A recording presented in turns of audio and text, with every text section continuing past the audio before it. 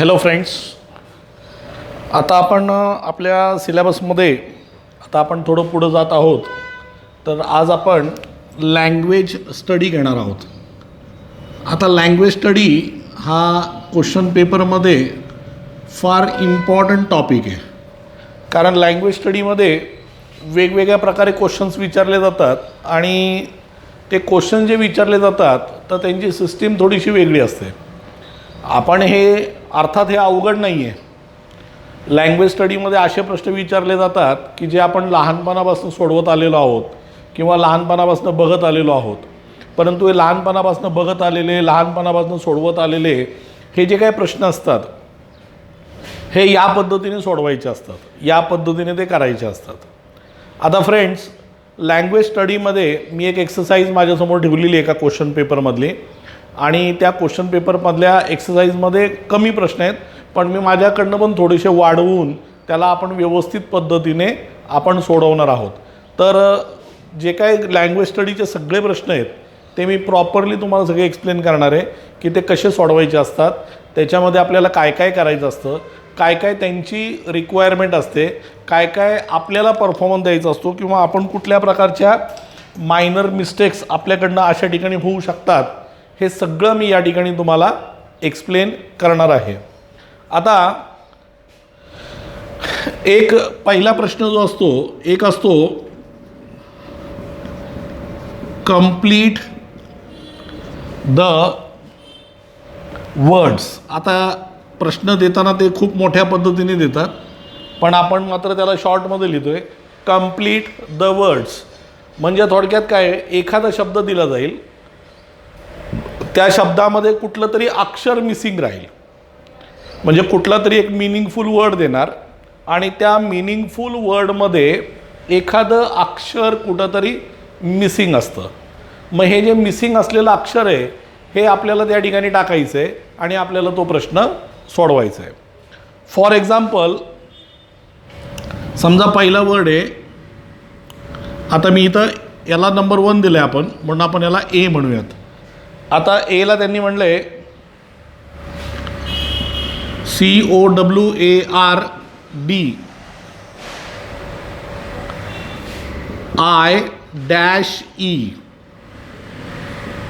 बी word दिलाय त्यांनी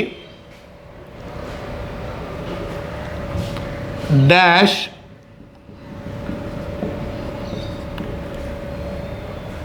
PITOME. त्याच्यानंतर सी वर्ड दिलाय GE डॅश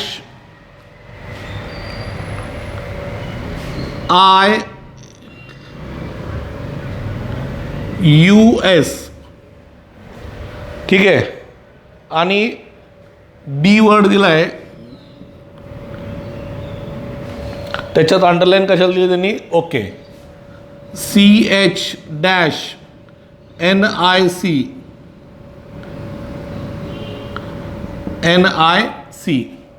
असा वर्ड दिलेला आहे, ONIC. आता हे समजा त्यांनी 4 शब्द दिलेले आहेत. हे 4 शब्द जे आहेत ह्या 4 शब्दांना आपल्याला काय करायचं आहे, आपल्याला शब्द भरायचा आहे.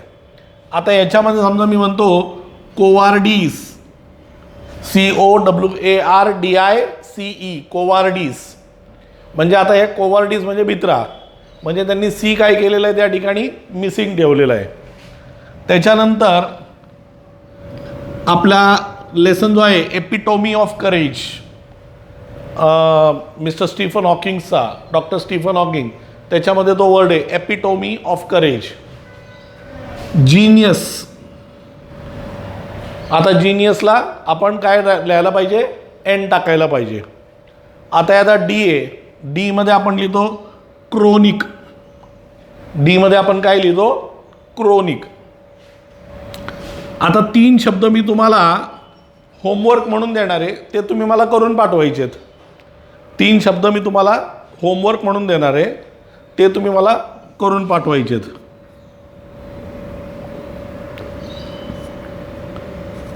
एस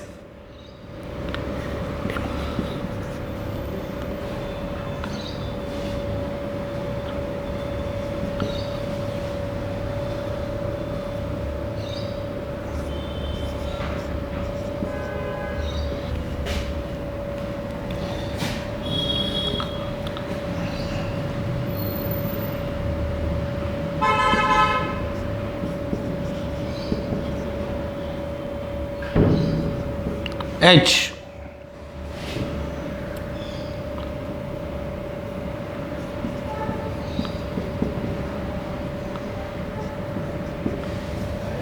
ठीक आहे. 4 शब्द मी तुम्हाला होमवर्क म्हणून दिलेले आहेत. तुम्हाला हे 4 शब्द होमवर्कमध्ये मला करून सेंड करायचे आहेत. त्याच्यानंतर पुढचा जो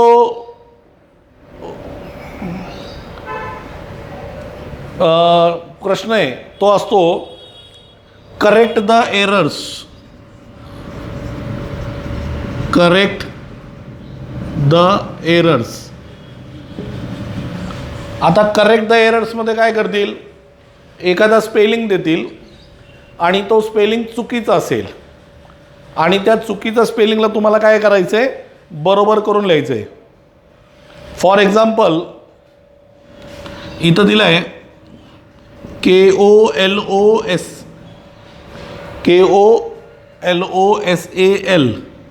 आता हा शब्द ॲक्च्युली काय आहे, कोलोजल. हा वर्ड काय आहे ॲक्च्युली, कोलोजल.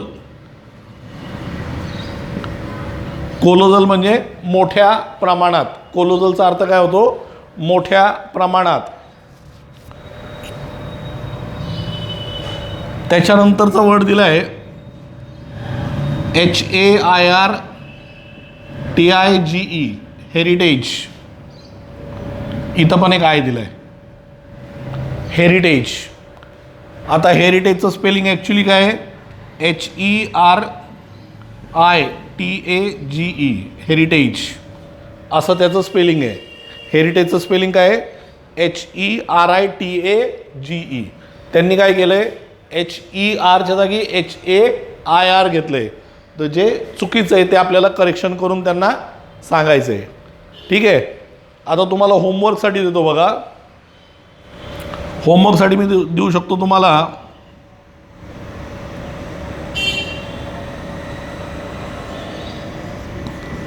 Socks, CD.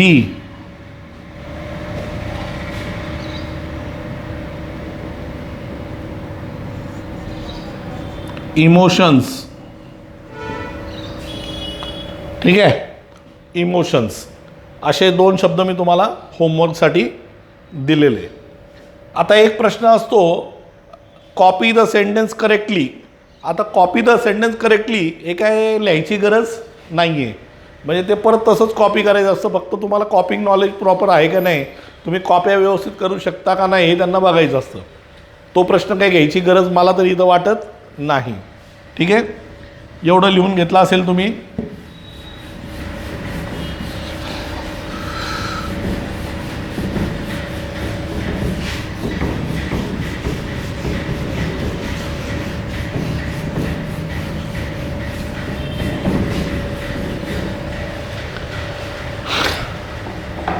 पुढं क्वेश्चन नंबर 3.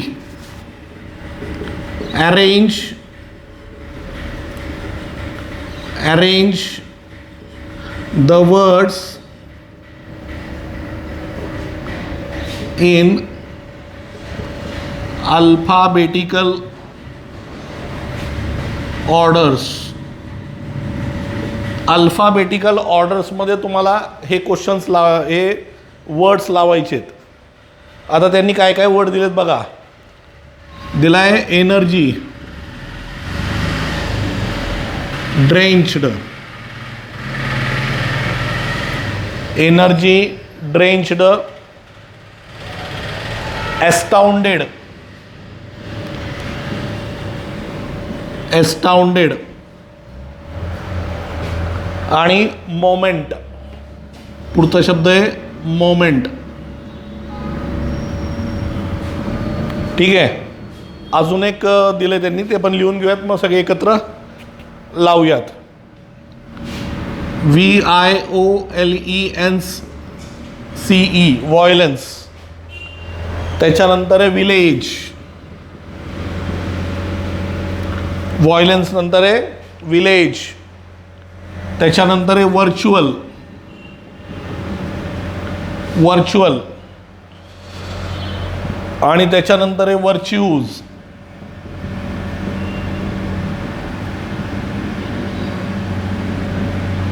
ठीक आहे. Virtues.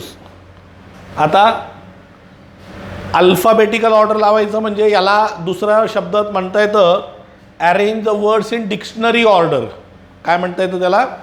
Arrange the words in dictionary order. म्हणजे जर तुम्ही हे शब्द डिक्शनरीत शोधले तर आधी कुठला शब्द सापडेल, नंतर कुठला शब्द सापडेल आणि त्याच्यानंतर कुठला शब्द सापडेल, या क्रमाने तुम्हाला ते शब्द लावायचे. याला म्हणतात डिक्शनरी ऑर्डर किंवा दुसऱ्या शब्दात त्याला म्हणतात अल्फाबेटिकल ऑर्डर. म्हणजे either it is called alphabetical order or it is called dictionary order. हे दोन्ही शब्द वापरले जातात. या दोन्ही पद्धतीने ते विचारलं जातं. आता आधी आपण बघायचं ABCD प्रमाणे. पहिला ए म्हणून याला नंबर 1, ABCD, डीला 2, ABCDE याला 3 आणि नंतर अर्थात हा नंबर 4. याच्यात काय अवघड नव्हतंच. AB म्हणजे ADEM म्हणजे नंबर 1ला ॲस्टाउंडेड, नंबर 2ला ड्रेंच्ड, नंबर 3ला एनर्जी आणि नंबर 4ला मोमेंट. अर्थ माहिती आहेत का सगळ्यांचे? ॲस्टाउंडेड म्हणजे शॉक किंवा सरप्राईज्ड, ड्रेंच म्हणजे भिजलेला, एनर्जी म्हणजे ताकद, एनर्जी तुम्हाला सायन्समध्ये पण येतं, मोमेंट म्हणजे क्षण, तो पण तुम्हाला शब्द माहिती आहे. आता व्हायलन्स. आता या ठिकाणी जे शब्द दिलेले आहेत ते शब्द बघा कसे आहेत. त्याच्यामध्ये म्हणलं आहे व्हायलन्स, विलेज, व्हर्च्युअल आणि व्हर्च्यूज. आता हे सगळे शब्द वीवर नाहीत, त्यामुळं आपल्याला आता प्रश्न पडणार आहे की आधी कुठला आणि नंतर कुठला. मग जर अशा पद्धतीने असेल की सगळे शब्द एकाच क्रमात असतील, एकाच अक्षराने सुरू होत असतील, तर आपण दुसऱ्या अक्षराकडे जायचं. जसं आता पहिलं V आहे सगळ्यांना, मग आय बघायचा. मग इथं तर काय आहे, सगळ्यांना शेवटी मध्ये सेकंड लेटर पण काय आयच आहे. मग आपण थर्डकडं जायचं आणि थर्डकडं जाऊन मग ABCD प्रमाणे बघायचं. मग आता बघा ABCDEFGHI JKL. आता बघा इथं L आहे, इथं आणि इथे म्हणजे हा झाला तुमचा नंबर 1. हा झाला तुमचा नंबर 1 JKL. त्याच्यानंतर MNO. हा झाला नंबर 2, O वाला झाला नंबर 2. मग विलेज, व्हायलन्स. आता या दोघांच्या इथं R आहे म्हणजे आपल्याला पुढं जावं लागेल. तिथं पण T आहे, तिथं पण U आहे. मग आता या इथं कॉम्पिटिशन कशात होणार, A आणि E मध्ये. आणि मग Aचा काय होणार, विजय होणार. आणि व्हर्च्यू जो आहे हा सगळ्यात शेवटी येणार. व्हर्च्यू जो आहे तो सगळ्यात शेवटी येईल. म्हणजे आधी कुठला येईल, विलेज, नंतर व्हायलन्स, नंतर व्हर्च्युअल आणि नंतर व्हर्च्यूज. अशा पद्धतीने यांचे क्रम लावता येतील. Class, classic, close, command,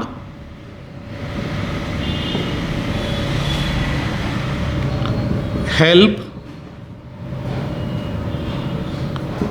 try, gift आणि ग्लोरियस. हे 2 तुम्हाला होमवर्कसाठी आहेत. प्रत्येक ह्याच्यात मी तुम्हाला होमवर्कसुद्धा देतो आहे, ते तुम्हाला सोडवायचं आहे. This is your homework. Alphabetical order समजले का सगळ्यांना? अल्फाबेटिकल ऑर्डर कसं करायचं? जर तुम्हाला काय डाऊट आला तर तुम्ही मला अर्थात कॉल किंवा मेसेज करू शकता. आधी मेसेज करायचा, नंतर कॉल करायचा. हेल्प, ट्राय, गिफ्ट आणि ग्लोरियस, क्लास, क्लासिक, क्लोज आणि कमांड. अशा पद्धतीने तुम्हाला दिलेले होमवर्कचे वर्ड्स आहेत. चला next question.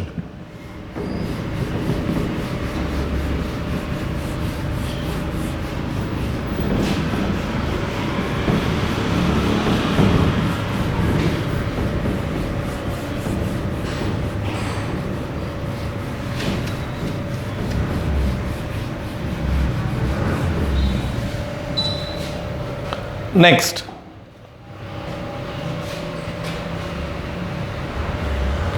Punctuate.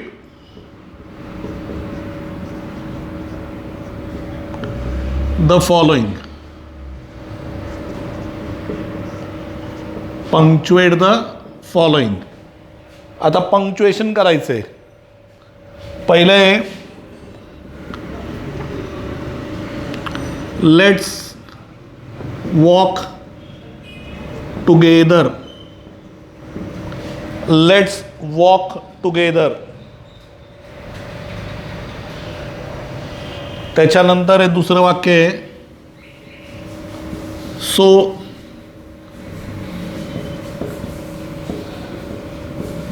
There you are. Number 3 है,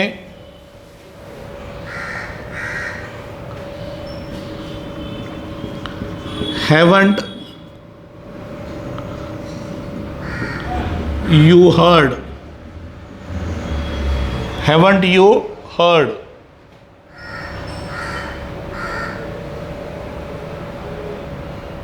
त्याच्यानंतर आहे हुलिंगन्स.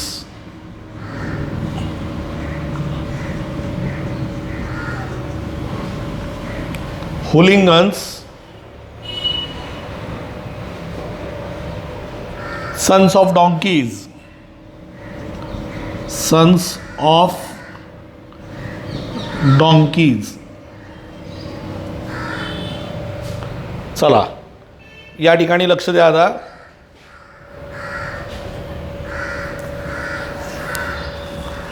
आता या ठिकाणी पंक्च्युएशन करायचं म्हणजे योग्य विरामचिन्हे वापरायची.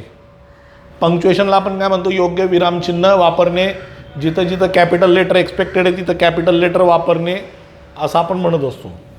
आता या ठिकाणी लेट्स वॉक टुगेदर, मग मी इथं म्हणणार लेट्सचा एल कॅपिटल झाला. इथं काय झालं, लेट्स आला. ठीक आहे. वॉक टुगेदर आणि फुल स्टॉप. आता या ठिकाणी एक चेंजेस असं होऊ शकतो बघा. मी आता 3 चेंजेस केले. मी 3 चेंजेस काय काय केले. फर्स्ट याला कॅपिटल केलं, नंतर याला इन्व्हर्टेड कॉमर्स अपॉस्ट्रॉफी एस केला आणि त्याच्यानंतर शेवटी मी फुल स्टॉप वापरला. एवढे 3 करेक्शन्स केले.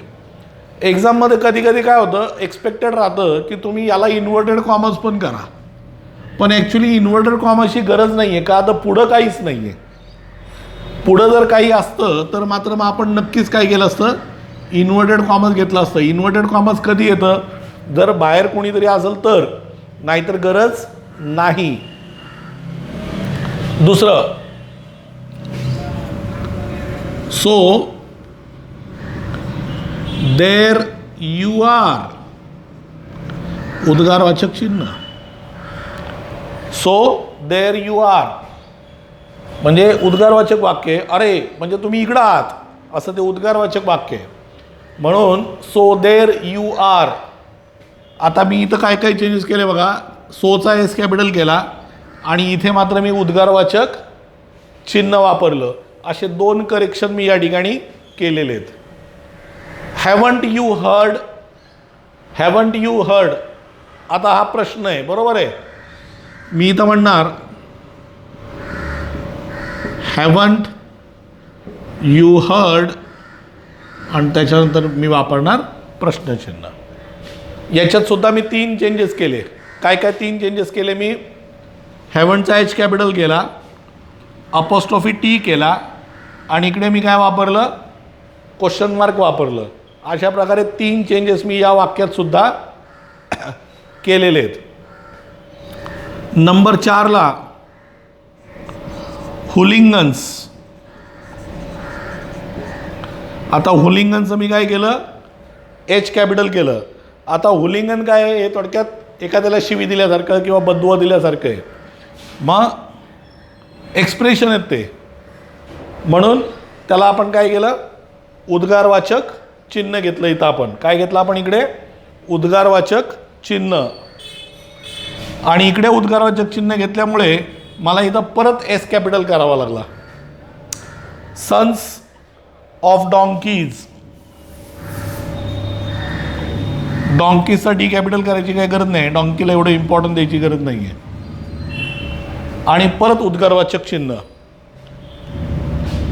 हुलिंगन्स सन्स ऑफ डॉंकीज, म्हणजे थोडक्यात ते एक्सप्रेशन असे तिरस्कारात्मक उद्गार आहेत. तिरस्कारात्मक एक्सप्रेशन्स असल्यामुळे तिकडे आपल्याला काय करावं लागलं, आपल्याला इकडे या पद्धतीने 2-2 एक्सक्लेमेटरी मार्क आणि 2-2 अशी वाक्य आपल्याला घ्यावी लागली. आता एवढं लिहून झालं असेल तर मग तुम्हाला प्रॅक्टिससाठी देतो.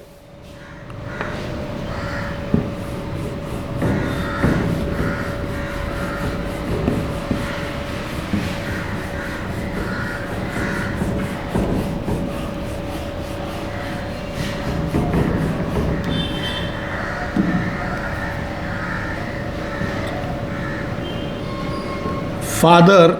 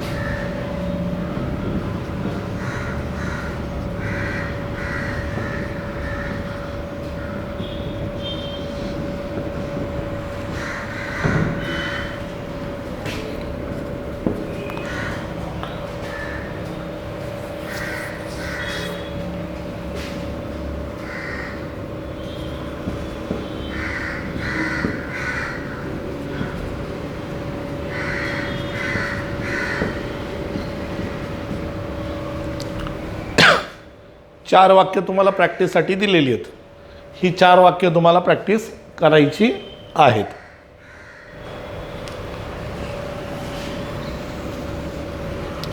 पुढचा प्रश्न असतो सगळ्यात महत्त्वाचा प्रश्न, स्पॉट द एरर. पुढचा प्रश्न काय आहे, स्पॉट द एरर, चुका शोधायच्या. आता spot the एररमध्ये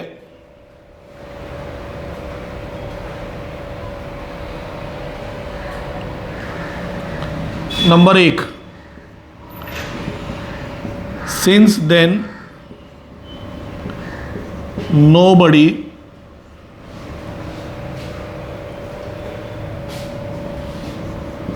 have come near him. दूसरे,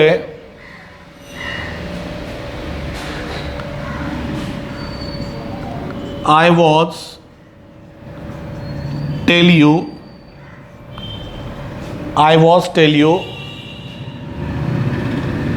what to do.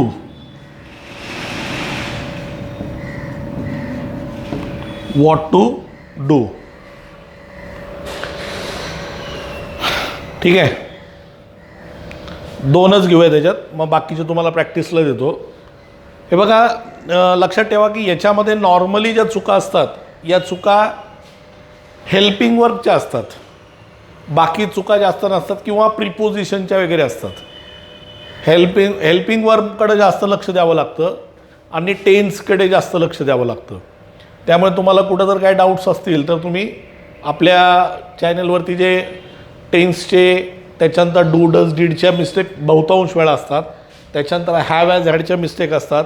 लास्ट आता 2-3 दिवसापूर्वी मी हॅव ॲज हॅडचा एक व्हिडिओ टाकलेला आहे, तुम्ही तो रेफर केला तरी तुम्हाला आता या वाक्यातली चूक लक्षात येईल. बघा आता इथं काय म्हटलं आहे, सिन्स देन नोबडी हॅव म्हणलं आहे, इथं काय पाहिजे, हॅज पाहिजे. का, नोबडी सिंग्युलर आहे, नोबडी काय आहे, सिंग्युलर आहे, आणि ते सिंग्युलर असल्यामुळे तुम्हाला इथं काय घ्यावं लागेल, हॅज घ्यावं लागेल.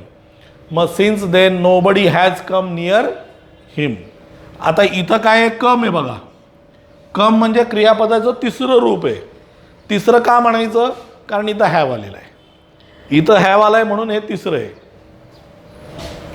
पुढं, I was tell you what to do, मग I will tell you what to do. आता या विलच्या जागी तुम्ही जर शाल घेतलं तर जास्त चांगलं राहील. या विलच्या जागी जर तुम्ही घेताना शाल घेतलं तर जास्त चांगलं. I shall tell you what to do. काय करायचं मी तुला सांगेन. I will tell you what to do. मग या ठिकाणी आपण काय केलं, आय विलच्या जागी आपण काय घेऊ, I shall tell you what to do. तसं तुम्ही विल जरी घेतलं तर तुम्हाला चूक मिळणार नाही. तुम्हाला तिथे तुमच्या पोटेन्शियलनुसार पूर्ण मार्क मिळणार आहेत. मार्क कट होणार नाही. या गोष्टीची जाणीव राहू द्या. आता मी इकडे काय करतो, तुम्हाला प्रॅक्टिससाठी वाक्य देतो.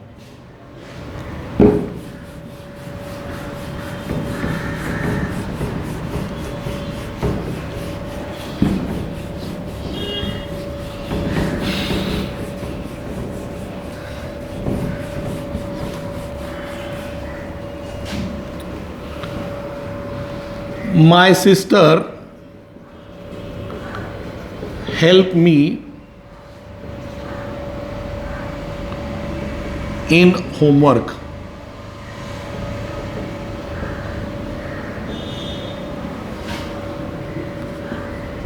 She was listen the songs.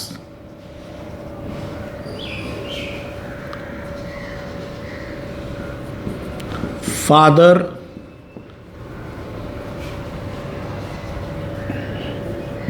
have paid the fees.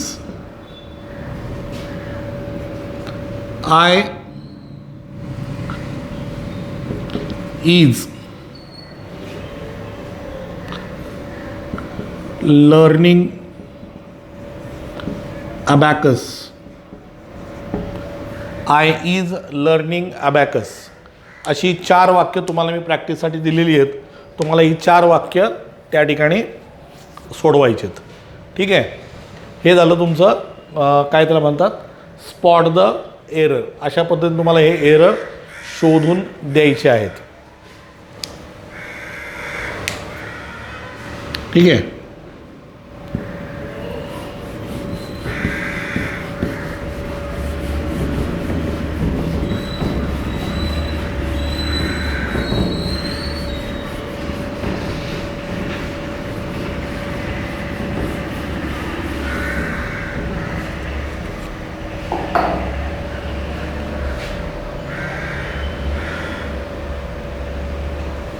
आता एक वेबचार्ट कंप्लीट करायचं आहे.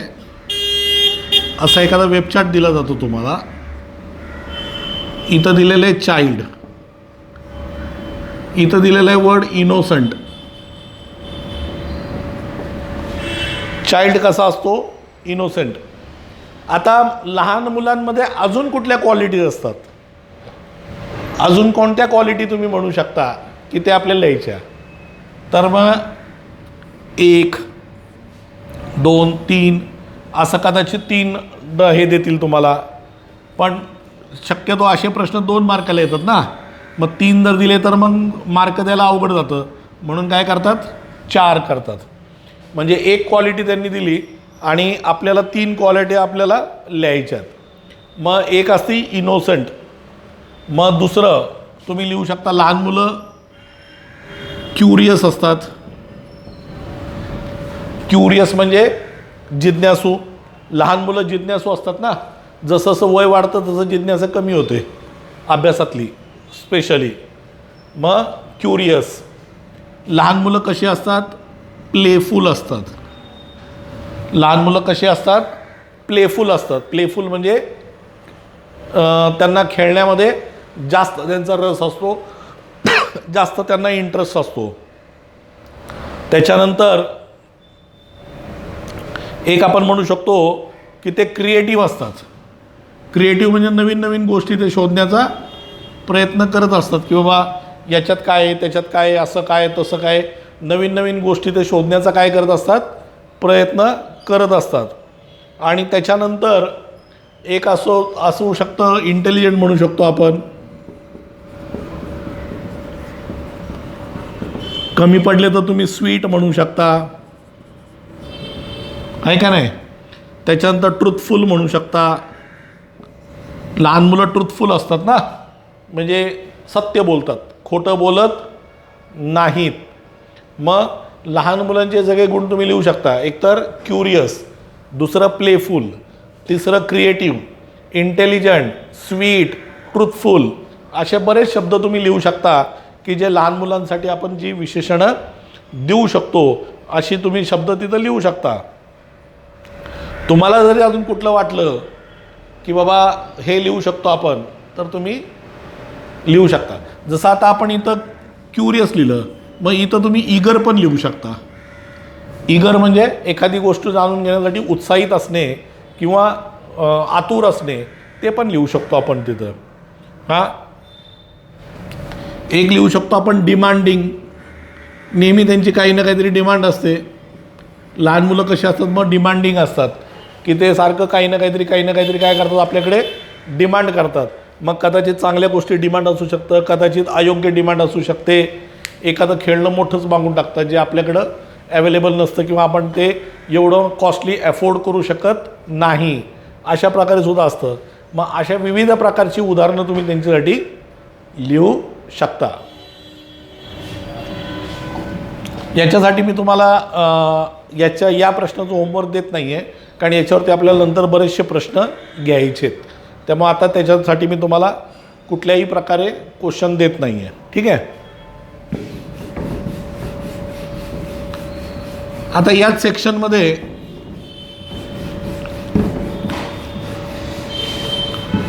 एक प्रश्न विचारला जातो की शब्दांपासून विविध शब्द बनवा.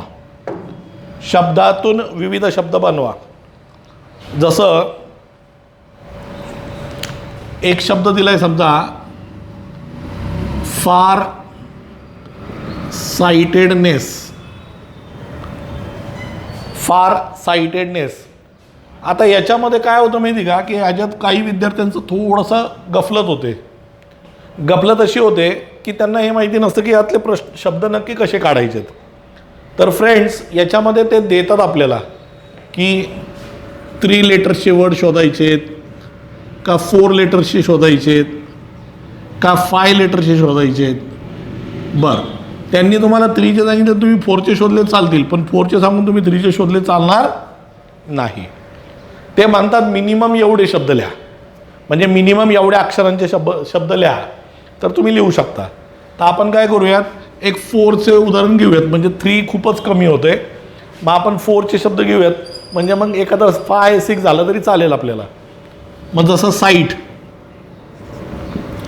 SIGHT, site.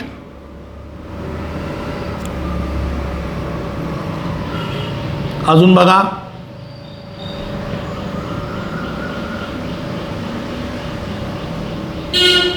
FRIGHT, freight. Freight एक झाला, फ्राईट एक झाला, साईट. अजून TIDE, टाईड. टाईड म्हणजे भरती किंवा ओटी.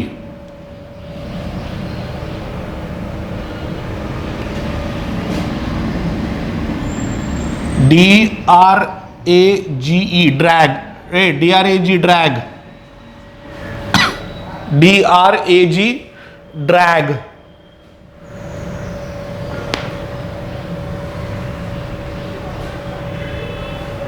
अजून बघा, HI,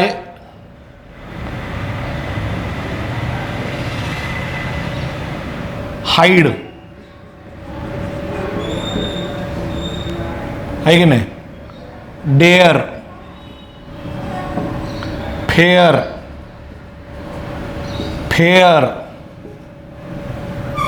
FAIR फेअर पण होईल आणि FARE फेअर पण होईल.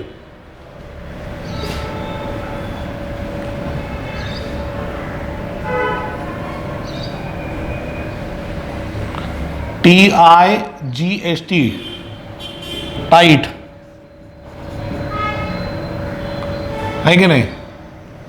असे बरेच शब्द तुम्ही शोधू शकता. आता तुम्हाला होमवर्क असा आहे की हे जे शब्द मी शोधलेत हे सोडून तुम्हाला 15 वर्ड शोधायचेत, 15 वर्ड्स. आता याच्यामध्ये तुम्हाला माहिती आहे नियम याचा की सगळे अक्षरं यातलीच पाहिजे आणि जितक्या वेळा याच्यात आहे तितक्या वेळात पाहिजे. मनाने तुम्ही अक्षरं ॲड करू शकत नाही. फॉर एक्झाम्पल याच्यात जर एक वेळा आहे तर तुम्ही शब्दात सुद्धा एकदाच घेऊ शकता, दोनदा घेऊ शकत नाही. याच्यात समजा एस किती वेळा बघा, 1 2 3 वेळा आहे तर तुम्ही 3 वेळा घेऊ शकता अशा पद्धतीने. ठीक आहे. तर अशा पद्धतीने हा लँग्वेज स्टडीचा जो क्वेश्चन आहे तो आपण आज सोडवलेला आहे. आणि बाकीचे डू एस डायरेक्टेड जे लँग्वेज स्टडीमध्ये असतात ते आपण डू एस डायरेक्टेड रेग्युलरली घेत असतो. म्हणजे रेग्युलरली आपण डू एस डायरेक्टेडचे काही क्वेश्चन्स तुम्हाला होमवर्क म्हणून पण देत असतो, नंतर मी ते सॉल्व करून पण देत असतो. त्यामुळे त्याचा काही विशेष नाही आहे. ते तुम्हाला वारंवार दिले जातील आणि ते सोडूनसुद्धा दिले जातील. ठीक आहे. Thank you very much friends.